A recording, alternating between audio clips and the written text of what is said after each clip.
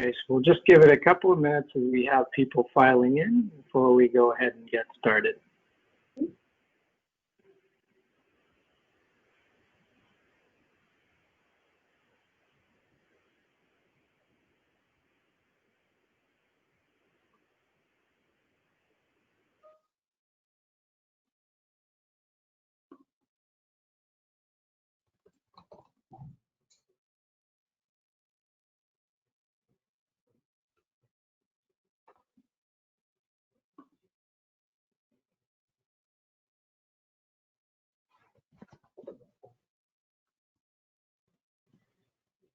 In the meantime, for those who have joined, those attendees who have joined, if you could just let us know in the chat that you can hear the audio okay, that would be great. While we wait.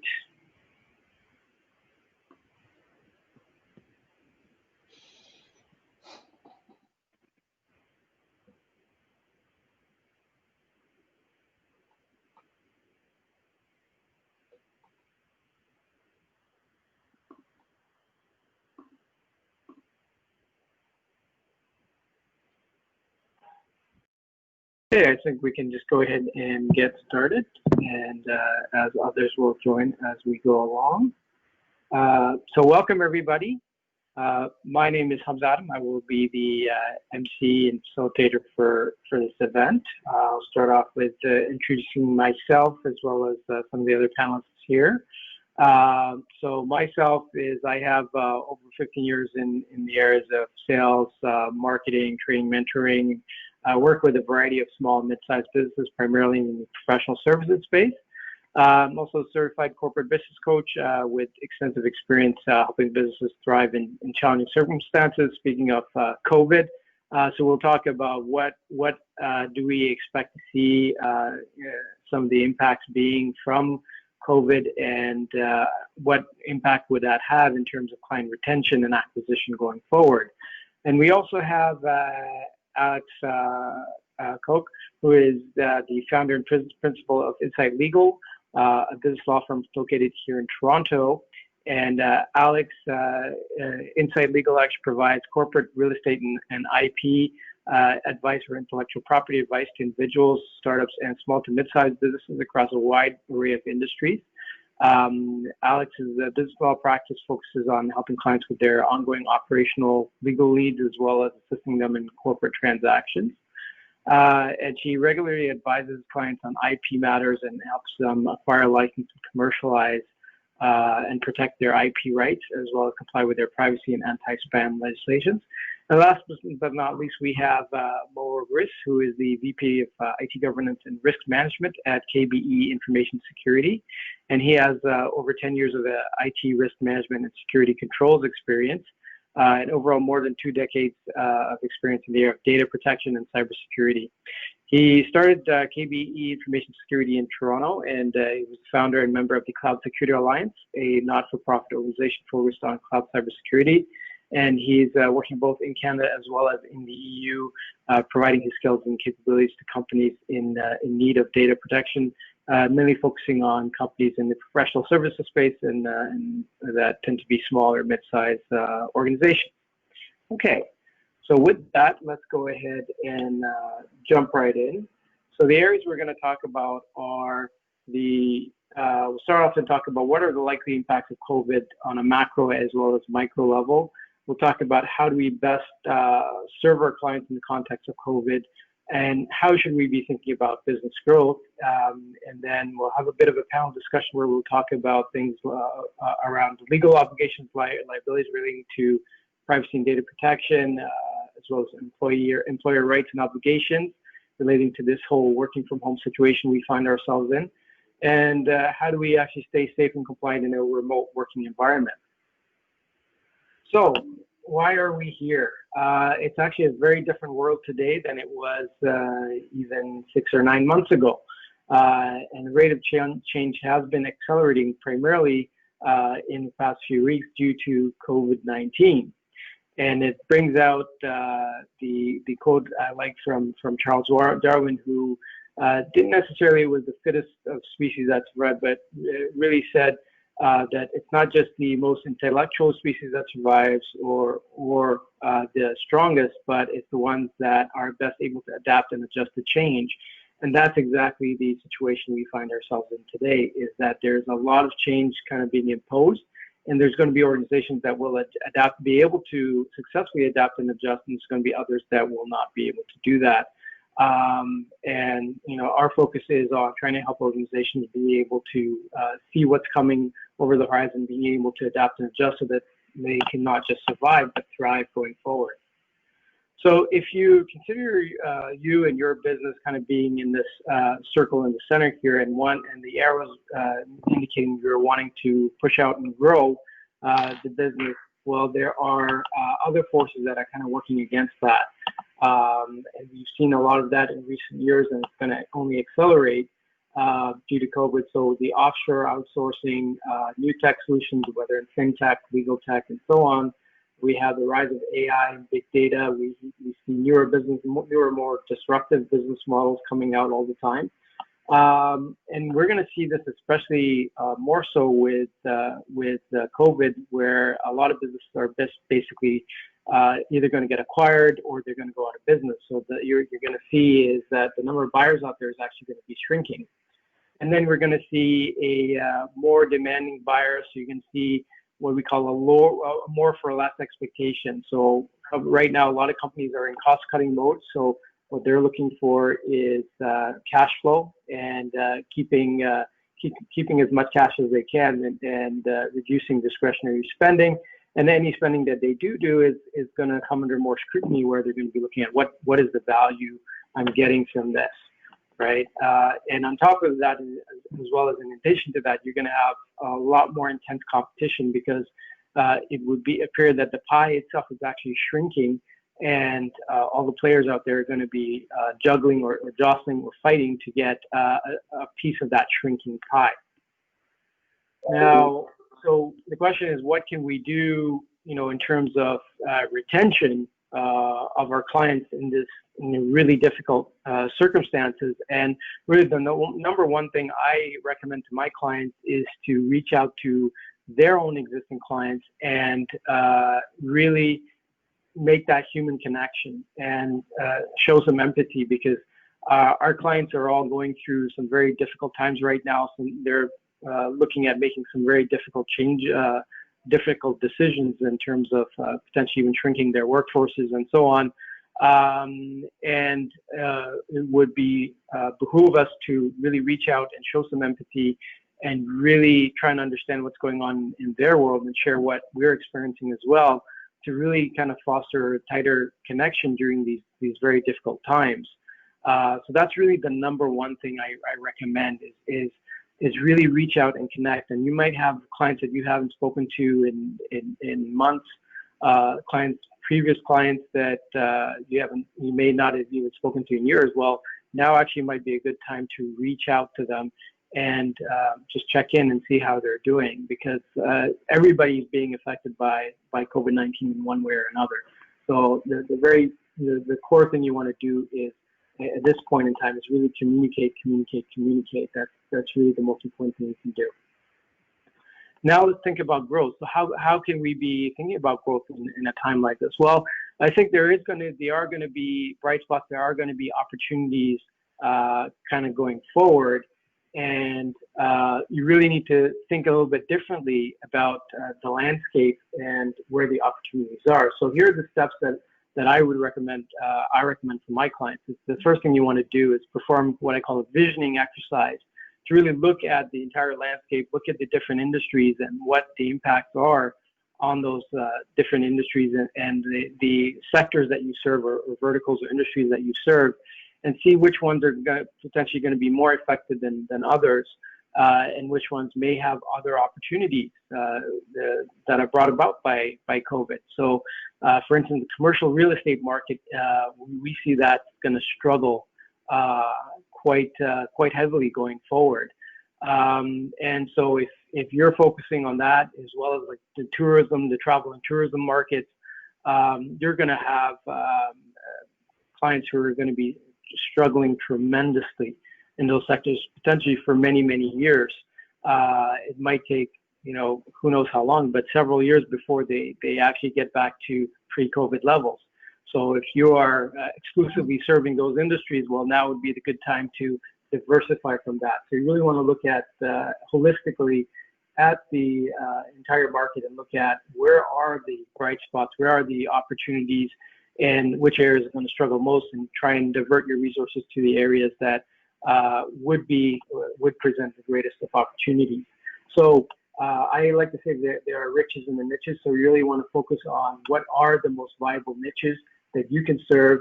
And then you also want to think about how are you going to differentiate. There is going to be, as I mentioned, it's going to be like the pie is shrinking, and everybody's going to be wanting to get a piece of that shrinking pie. So you want to think about how am I going to differentiate myself amidst all this. So differentiation is going to be key. And then the next thing you want to do is build and execute a strategy to perform effective marketing and sales activities using online means. The old ways of going to events and networking and so on, they may not return for quite a while, or in some cases may never return. So you really want to think about what kind of strategies you can put in place that will leverage like the online means of actually getting in front of people and demonstrating some things like thought leadership to get out there.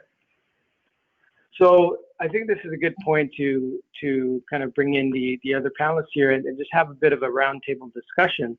So obviously with the whole situation, organizations have had to make a push to work from home.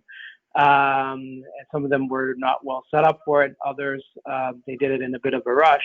So that brings about some considerations or challenges. So Alex, would love to get your perspective on, how is privacy affected from a legal point of view? Because a lot of the organizations that we have confidential information, client information that they collect and use.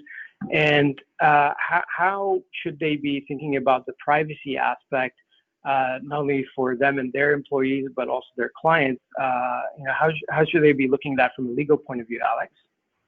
Yeah, absolutely. So as far as privacy is concerned, the law hasn't changed. Canada does have one of the more strict privacy regulations as compared to the rest of the parts of the world, depending on where you are. And the key factors in Canada is that we are always, from a legal standpoint, looking for transparency, and we're looking for consent. And so it's important for companies to be open about how they handle personal information. So they need to be open about why they're collecting information, what they're doing with information that they're collecting, if they're passing it on to someone, how long they're storing it for, and essentially being as clear as they possibly can be about what they're doing with personal information. And the next step is, once they've identified all the ways that they collect, retain, transfer, and use personal information, then they also have to actively seek consent from every individual that they collect personal information from. And personal information is defined pretty broadly by the law, and it's essentially anything that could be used to identify a person. So it could be as little as an IP address or even the first 3 digits of a postal code. If it can be used in combination or in isolation to identify a person, then it is personal information. So chances are that most businesses do at some point collect personal information, whether they're dealing with their clients or their employees or service providers, whoever it is. So then once they've figured out exactly what they do with personal information, now they need to actively seek consent. And consent, it depends on exactly what it is that you're doing, but you often see privacy policies on websites.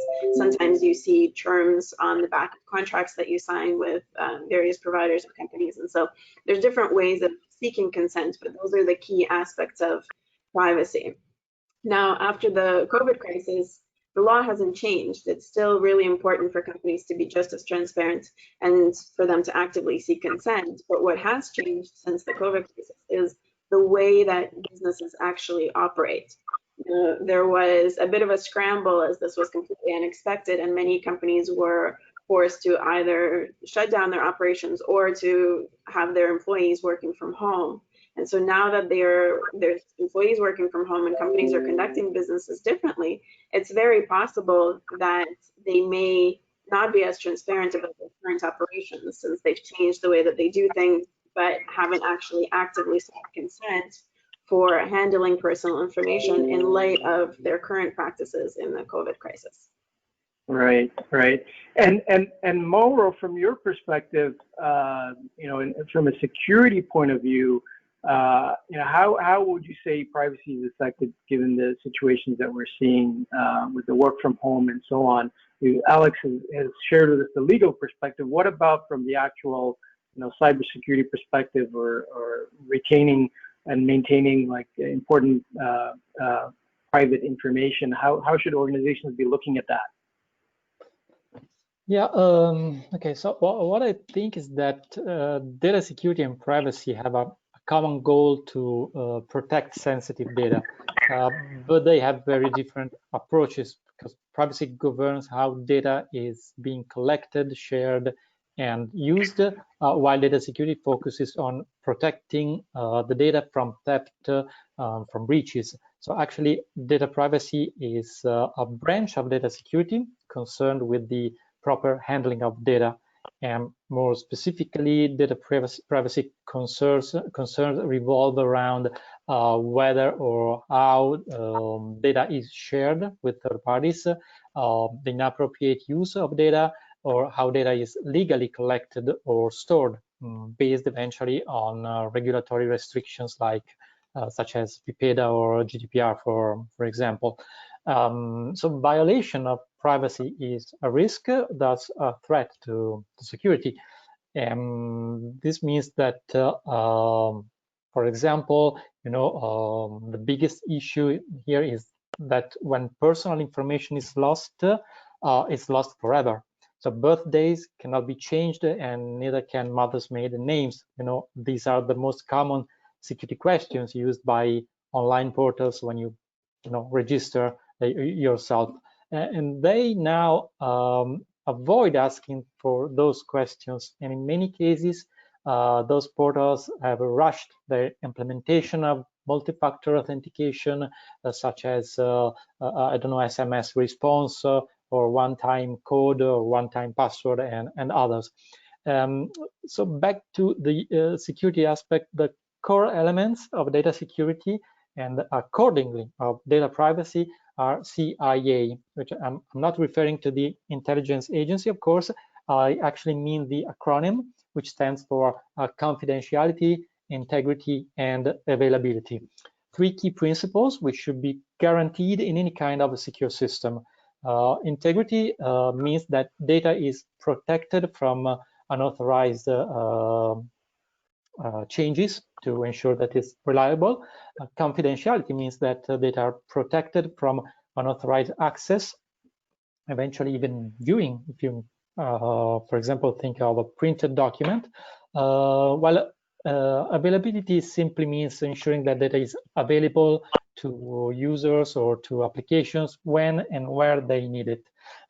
So, excuse me, if your systems have the capabilities to ensure that data confidentiality, the data integrity, and the data availability, then we may reasonably say that the privacy of your data is guaranteed. Excellent. Okay, I really like that acronym, CIA. CIA. It's very easy to remember.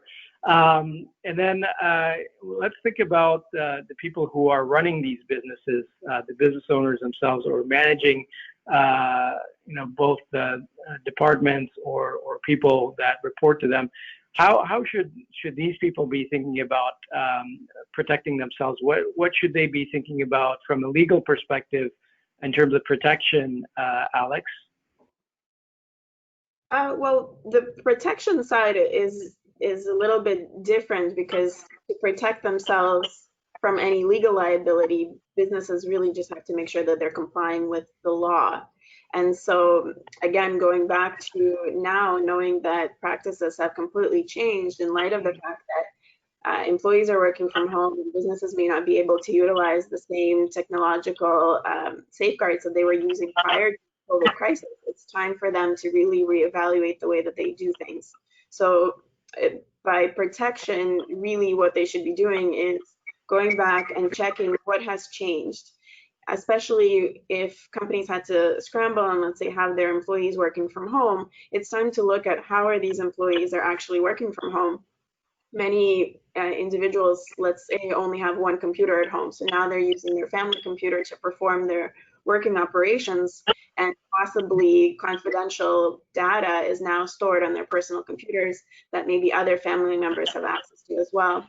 And so companies need to look at individually how their employees are working from home, where they're storing their data, what technology are they using.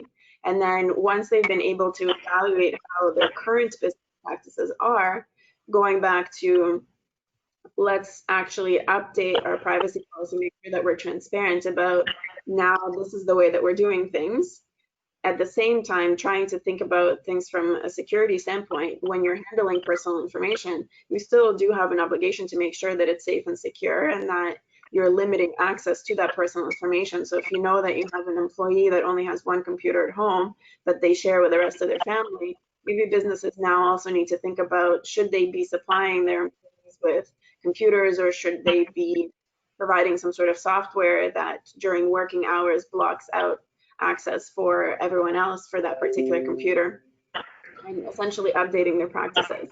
Once that has been done, the next step is to still seek consent. So if there is a certain way that businesses are now operating in light of the COVID crisis, possibly because employees are working from home and possibly because now they have to store data on servers that are outside of their office or maybe using cloud storage, now they have to be transparent about these practices and seek consent by probably updating their privacy policy, but actually updating their clients and whoever personal information they have, and making sure that they seek consent for the way that things are. And essentially by complying with the legal requirements, that is how they protect themselves from liability. Okay, and digging a little bit deeper on the legal side of things, has COVID created any additional legal requirements on top of the ones that you just mentioned? Nothing has changed. So the privacy law is really there to monitor companies.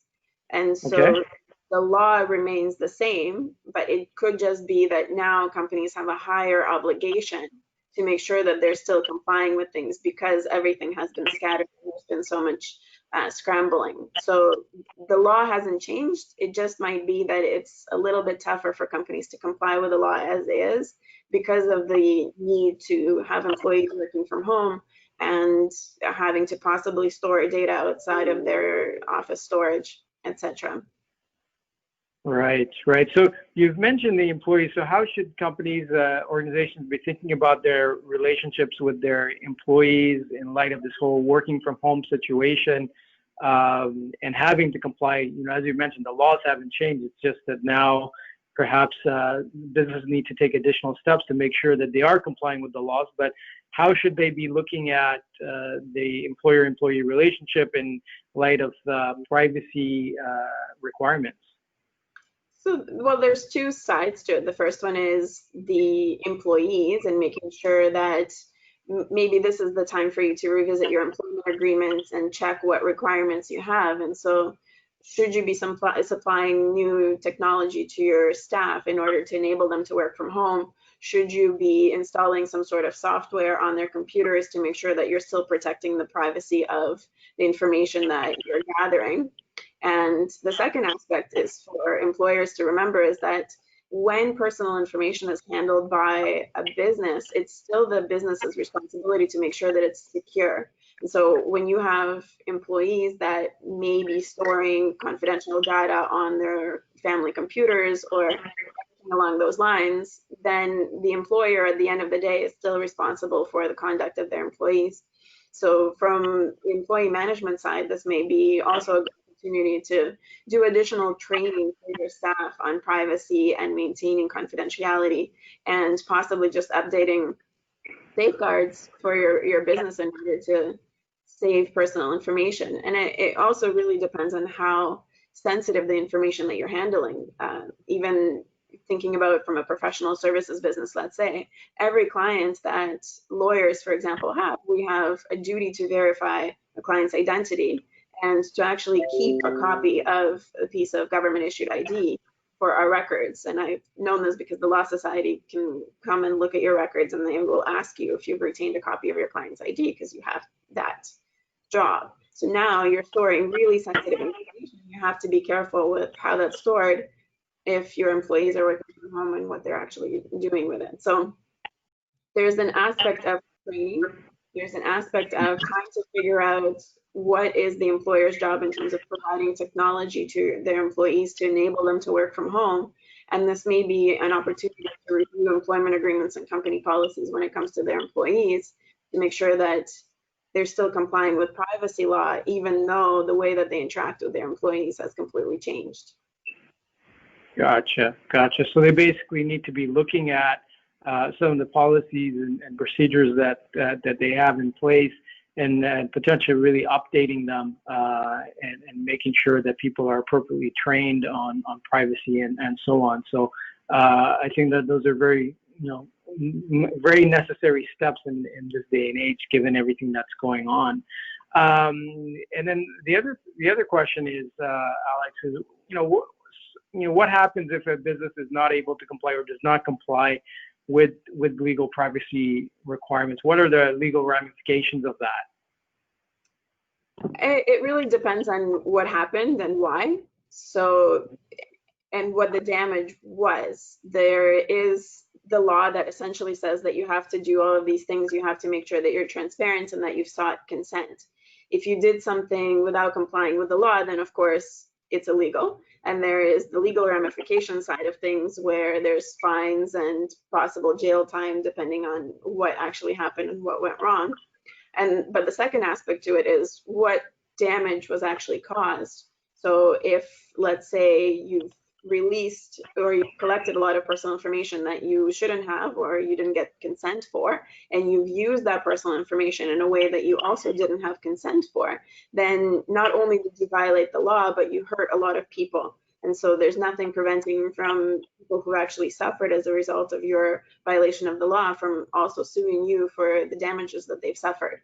And the magnitude of that really depends on A, what information did you collect, and B, what did you actually do with it, and C, how much damage was caused directly as a result of your violation of the law. So it could potentially get very costly, and not just because of the violation of the law, but also because of the damages that you may have inflicted on individuals whose information is handled.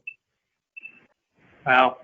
Yeah, it's a lot to really think about, because the legal impacts or the ramifications of it could be quite steep.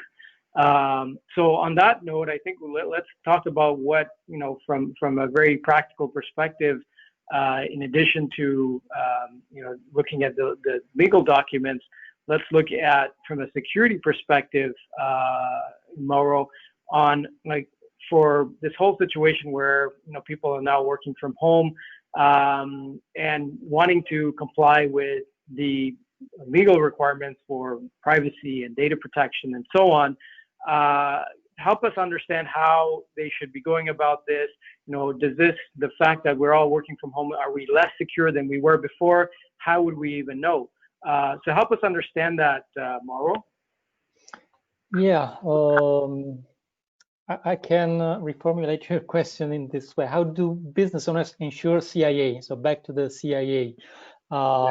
They should follow these 3 steps, essentially.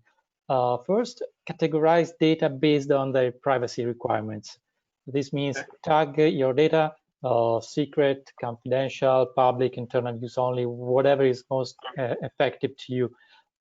Software programs can do that for you automatically. These programs will be installed on your computer and interact with your office programs like spreadsheets, Word documents, and with your email programs like Outlook or other vendor software.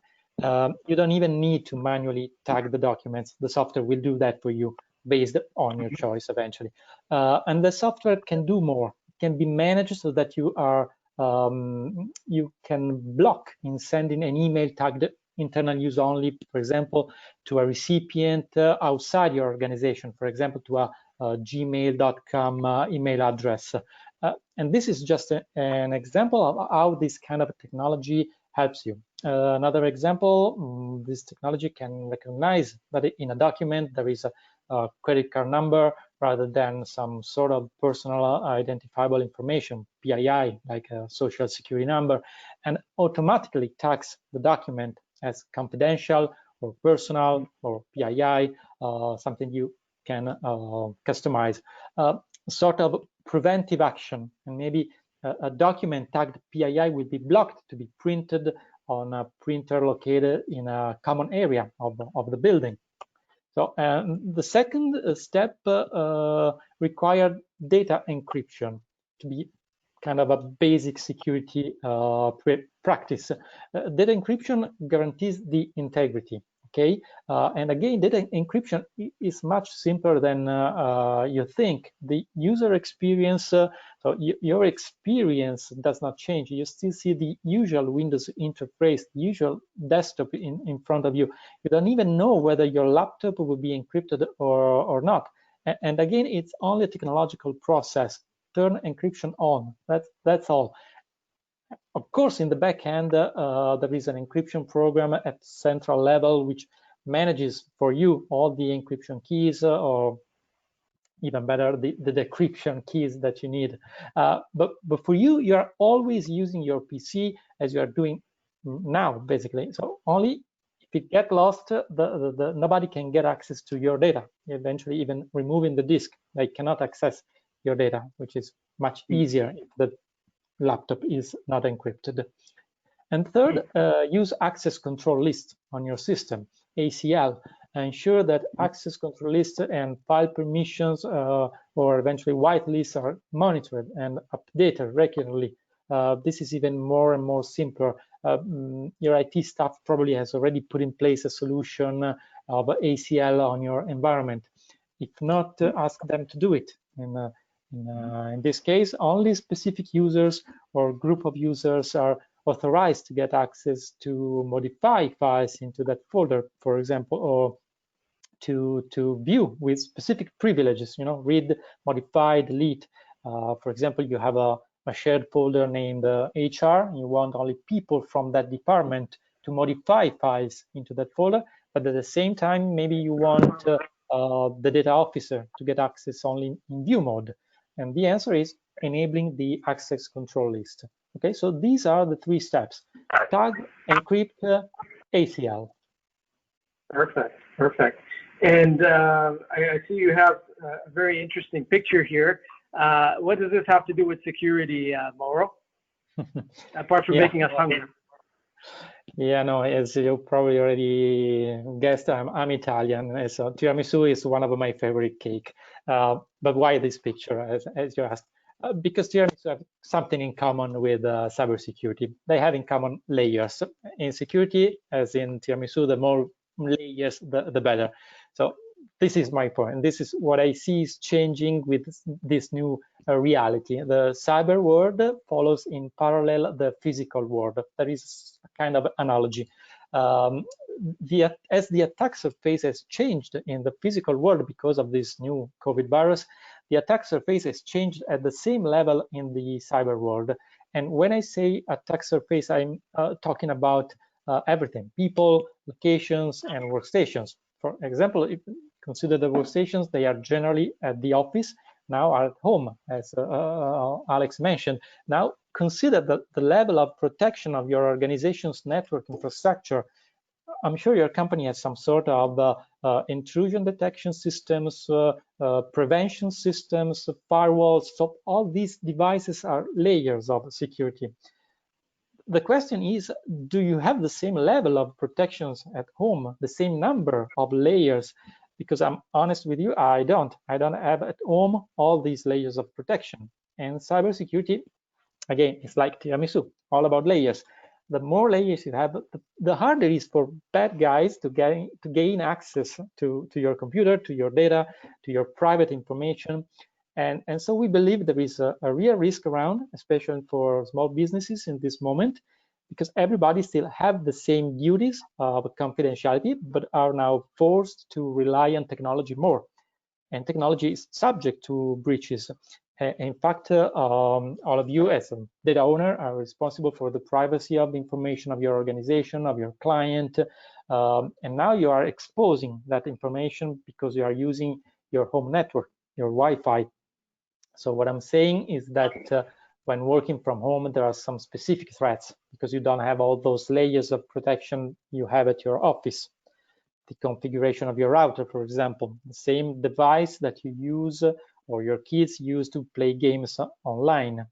Again, think of the analogy, the systems, human bodies on one side, electronic devices on the other, are infected if they are not treated well. So how can we put down the curve, let me say that, of software virus? And the answer is with user awareness, with secure access, VPN, for example, which means solutions harder to exploit, with segmentation. Think of segmentation in the virtual world as the analogy of social distancing in the physical world. Segmentation helps to prevent spread of cyber virus. For example, if you are looking at this webinar and on the same device you watch Netflix, this is an example of not keeping a social distancing in the virtual world.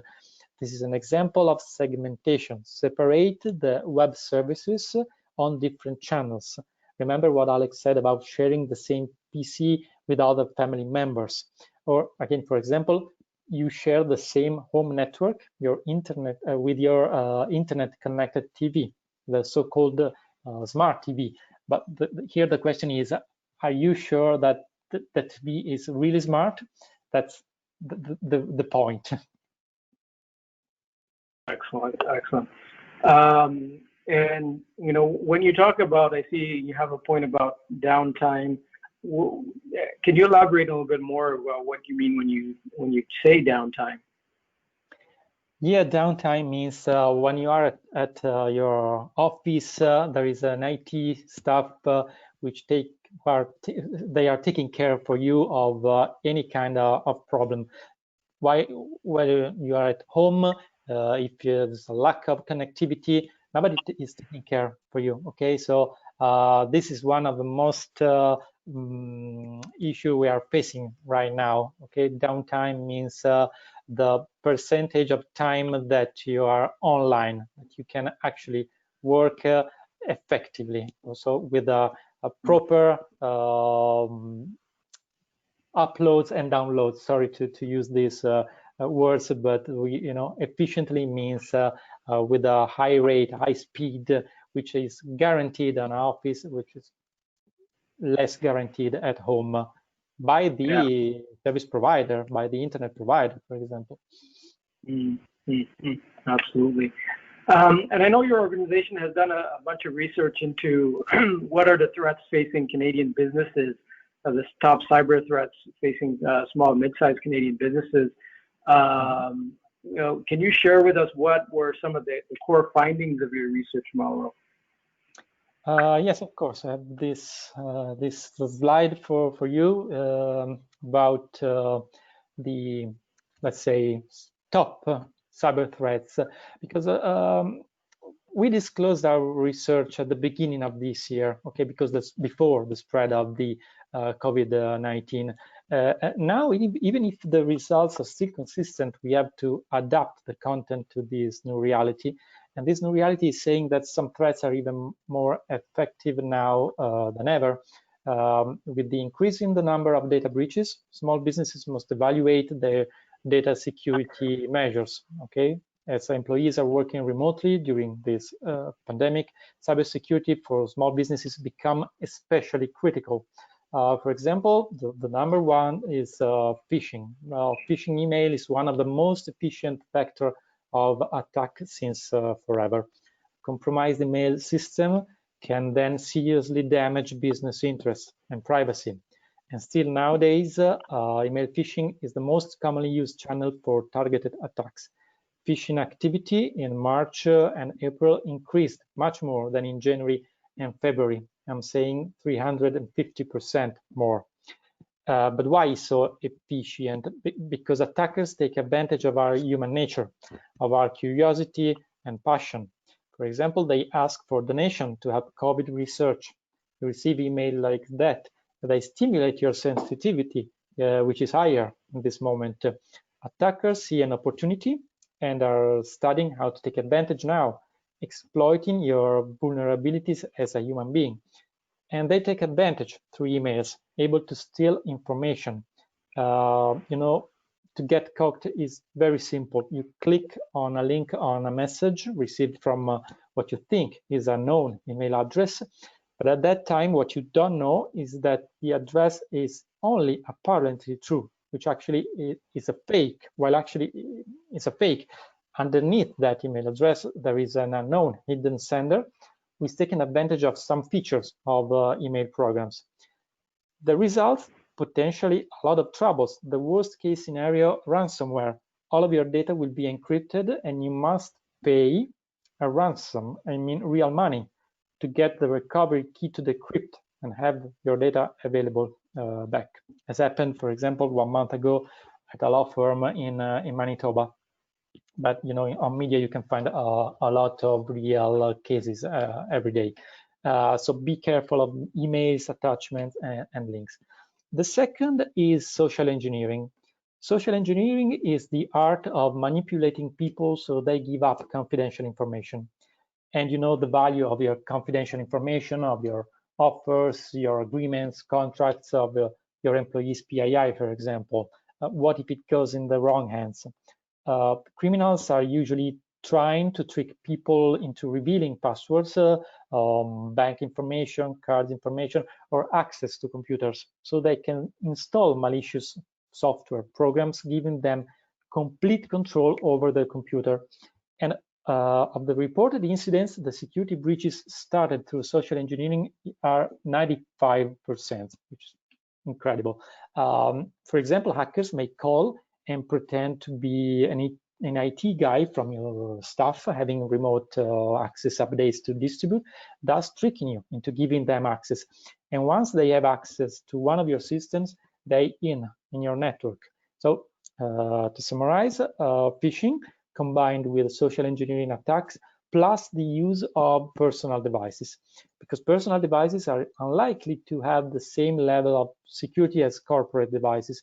These devices often reduce company control over corporate data, which is therefore more exposed to attacks.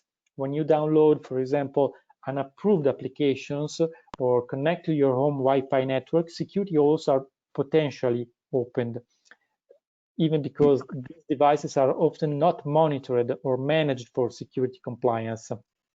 Okay, for example, this comes from video call systems.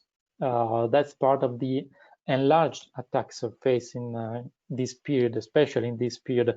We saw what happened with a particular platform. You probably heard of the Zoom bombing. More vulnerabilities have been exploited because Zoom was the most common video conf application. And in the world of cybercrime, more traffic means more money. And attackers go where the money is. That's simple. Which these platforms come a lot of links, and links are perfect for a social engineering attack or for a phishing email, as we have just seen. And this is the simple equation. So do not share information if it's not necessary. Sharing means sending your credential, username and passwords, even in a hash, in an encrypted format. Passwords, for some reason, are an attraction for attackers, like honey to a bear. I don't know why. I prefer tiramisu to honey, as I told you. But attackers start to decode those hash. It takes time, but at the end, it will be successful. And that's a problem for your data and your privacy. So the recommendation in this case here is change passwords regularly.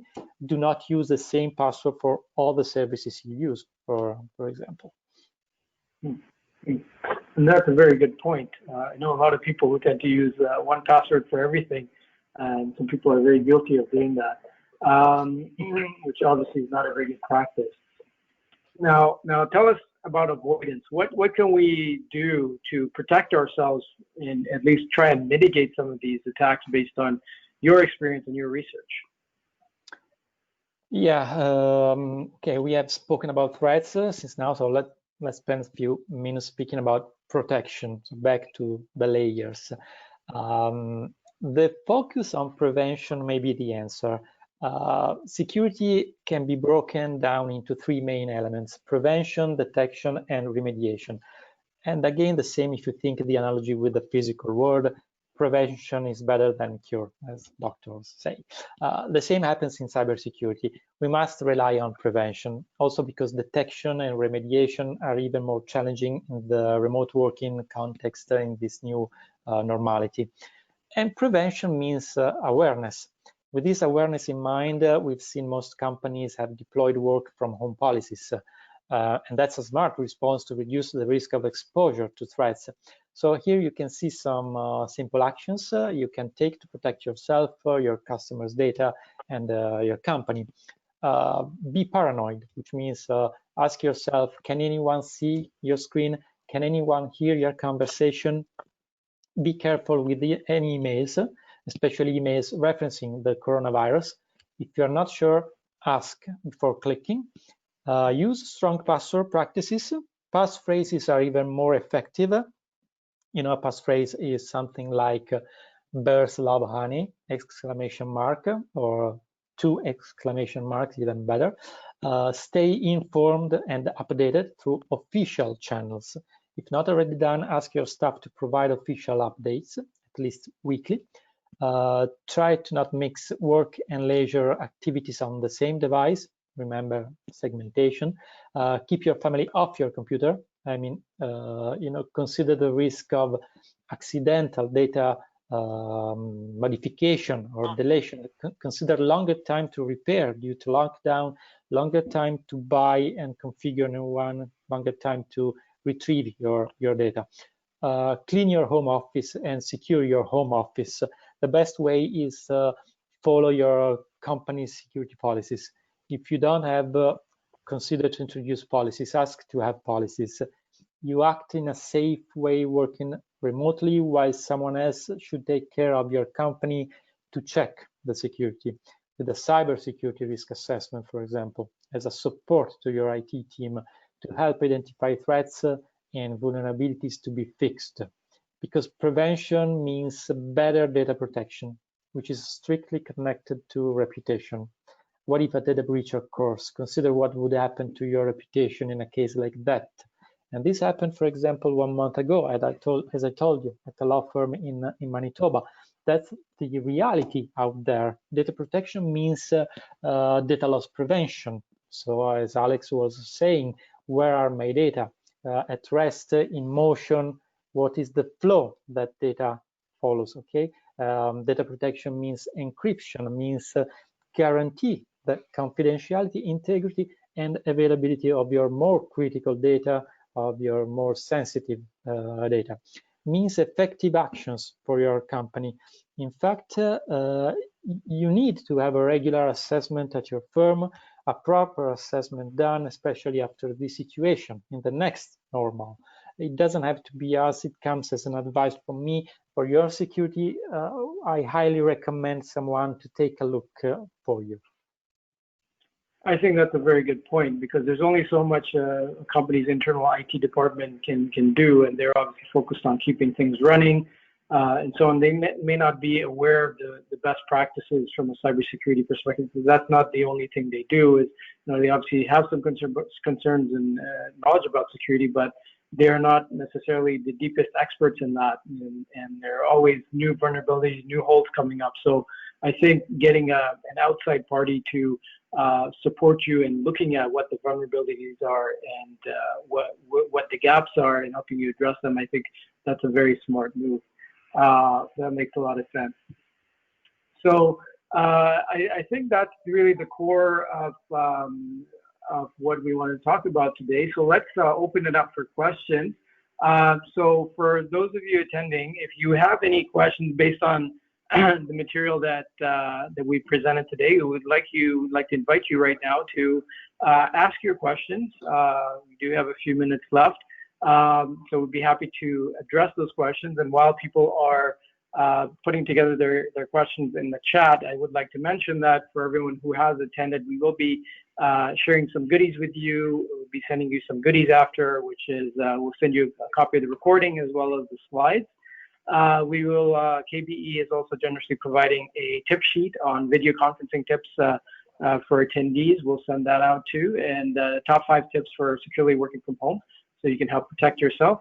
And Alex, through Insight Legal, is providing a tip sheet on tips on complying with Canadian privacy law. So that all will be sent out to everyone who has managed to attend and to join us today. So keep your questions coming in. We do have a question around, Alex, this is a good question for you.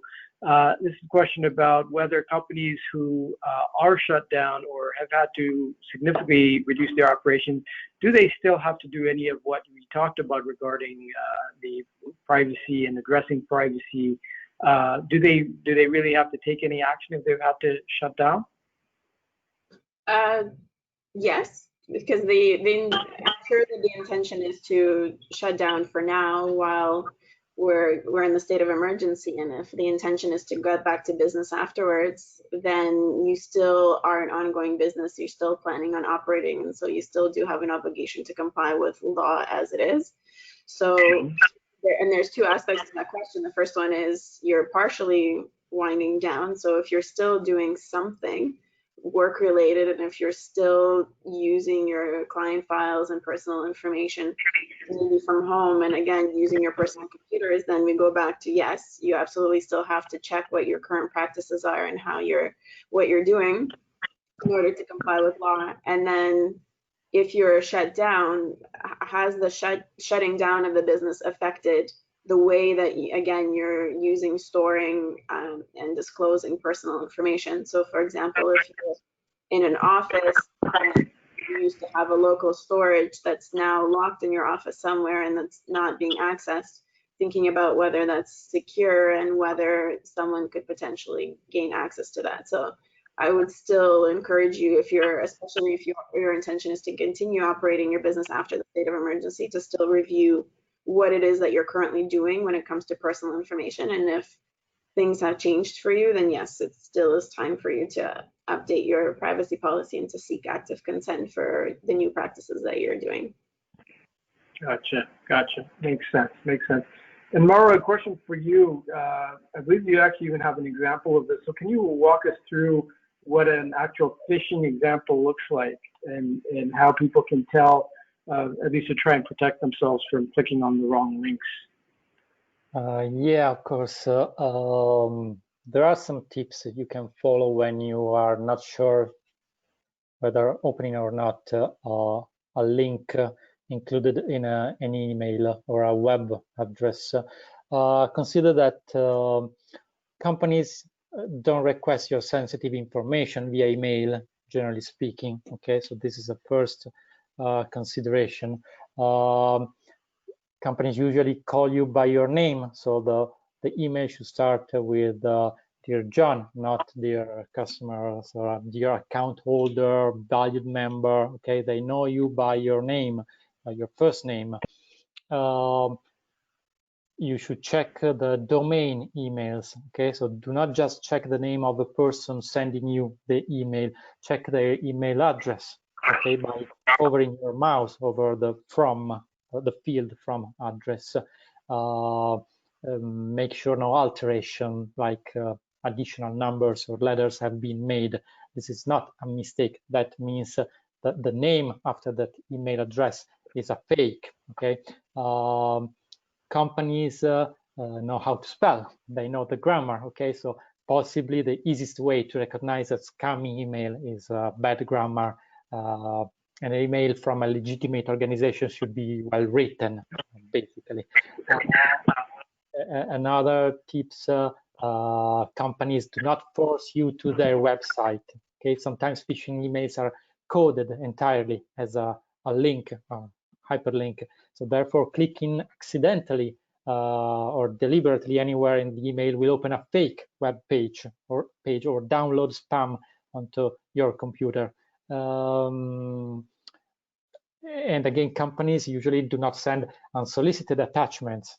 Okay, typically authentic institutions do not randomly send you emails with attachments, but instead direct you to download documents or files on their own website, eventually protected by credentials. Okay, you need to register in advance, and then you can download documents from their sites. And last that I can have in my mind is company links match legitimate URLs, so the legitimate websites. Just because a link says is going to send you to one web address doesn't mean it's going to. Okay, so double check web addresses. If the link in the text isn't identical to the URL displayed as the cursor hovers over the link, that's a 100% sure sign you will be taken to a site that you don't want to visit. Actually, can I ask you, for while we're on the topic, what I'm seeing now is also there's opportunities for grant applications. So, for example, yesterday I saw that Facebook is offering grants to small businesses of $5,000 to $6,000 or whatever to use for marketing. And so it is offered through the Facebook website if you look at it, but then the information that they ask for are your social insurance numbers and things like that, which is so how can businesses know whether this is a legitimate thing that they should be trying to get? Because everyone wants grants, right? So how can businesses protect themselves that way? Do you remember X-Files? Maybe you're much younger than me, but I'm from that generation. If you remember the X-Files, Mulder and Scully, the golden rule is trust no one. That's the rule. Trust no one. And you ask yourself, or ask some of your colleagues, ask some experts, should I click on that link? Is that legitimate or not? Why Facebook is asking for my social security number? Should I ask Mr. Zuckerberg? No, I can't, but I can ask to someone who is in this security sector from. Okay, so this is my answer is trust no one. Yeah, it's a good thing to keep in mind. You know, you can't just blindly trust people and give out all this important information. Okay, excellent. Any other comments? It looks like I think we're done with questions for now. Anything else that Mauro or Alex you want to share at this point in time? I think that's it from my side. Just advice for businesses to really take inventory of what they're doing with their business, how their practices have changed, and then if there's a significant change on their side, make sure they're complying with not just privacy law, but all law in general. So this is a really good opportunity for businesses to just review their internal structures, and then again, as Maura mentioned, there's more video conferencing happening. There's a lot more internet connections. So just for everyone to evaluate how that is impacting their privacy, and maybe now is the time to ramp up on safeguards and security. Yeah, that's great. That's a great point, Alex. And I see you are basically offering a free remote work legal consultation for businesses, which is great. And Maura, I see you're also offering a free cyber health check to anyone who's attended. So that's fantastic. I do hope some of the attendees will take you up on that offer, which is great. I mean, this whole COVID-19 situation has created, obviously, as we've discussed, all kinds of challenges and issues, and there are people out there, unfortunately, who are looking to take advantage of us and our businesses, and we need to do everything we can to protect ourselves. So both legally and physically and virtually as well. So it's very great to see that you both are kind of stepping up to offer assistance in that way. So thank you for that. And I believe we are just about at the top of the hour here. And I think we've answered all the questions. So I think we made some very good time. So thank you everyone for joining. We really appreciate you coming on and learning more about these very important topics. We will be sending out the deck later on this afternoon, as well as the recording and the goodies that we mentioned. We will be sending all of that out. If you do have any further questions, you can feel free to contact us. Our contact information will be provided in the slide deck itself. So feel free to reach out at any time if we can be of assistance. Thank you, everyone. Thanks again. Let you all to take care and stay safe. Thank you, everyone. And we will now end the webinar. Okay. Goodbye. Bye-bye. Bye-bye.